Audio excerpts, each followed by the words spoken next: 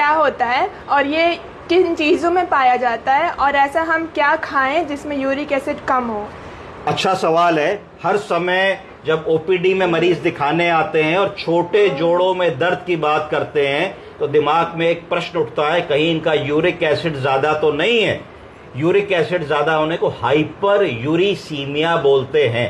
प्रायः uric acid हमारे शरीर में 6 मिलीमोल पर डेसीलीटर से कम होता है। अगर किसी का यूरिक एसिड खून में नापने पे 6 से ज्यादा आ रहा है, अर्थात 6.5, 7 या 7.5 आ रहा है, तो 7 के ऊपर वाले यूरिक एसिड को हम लोग बोलने लगते हैं हाइपर यूरिसीमिया, अर्थात यूरिक एसिड ज्यादा हो जाना। जब यूरिक एसिड ज्यादा होता है तो ब्लड में यूरिक एसिड के क्रिस्टल्स फॉर्म होकर के कई छोटे जोड़ों में जाकर के चिपक जाते हैं और चिपकने से एक विशेष प्रकार का दर्द और बीमारी डेवलप करते हैं जिसको कहा जाता है गाउटी आर्थराइटिस। बोलिए, गाउटी आर्थराइटिस। प्रायः मरीज आएगा, पैर का अंगूठा दिखाएगा, कहेगा दीदी लाल लाल हो रहा है अंगूठा हमारा, सूज गया है, चप्पल पहनते हैं तो बड़ा दर्द होता है। तो दिमाग में तुरंत जाना चाहिए कि इसको गाउटी आर्थराइटिस होगी, यूरिक एसिड बढ़ा होगा।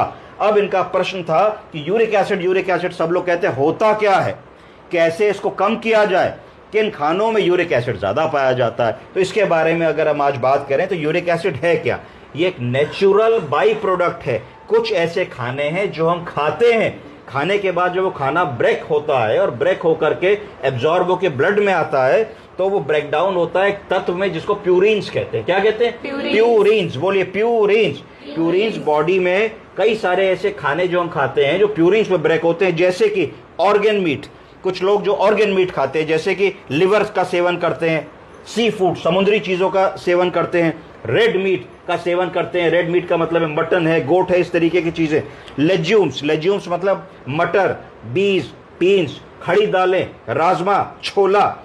जो लोग एल्कोहल, बियर, स्पिरिट्स, इस तरीके की चीजों का ज्यादा मात्रा में इस्तेमाल करते हैं।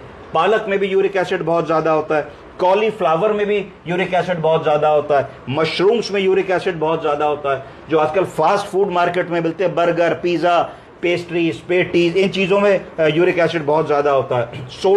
सोडा से बनी चीजों में भी यूरिक एसिड बहुत ज्यादा होता है। आइसक्रीम में भी यूरिक एसिड बहुत ज्यादा होता है। ग्रेवी जो आजकल मिलने लगी है कि आप कहीं मॉल्स में जाए तो पकी पकाई ग्रेवी दे देते हैं कि उसमें जो चाहिए बना लीजिए, रेड ग्रेवी, व्हाइट ग्रेवी, उसमें भी यूरिक एसिड बहुत ज्यादा होता है। तो उसके बाद मीट सॉसेज मिलने लगी हैं, उनमें भी बहुत ज्यादा यूरिक एसिड होता है।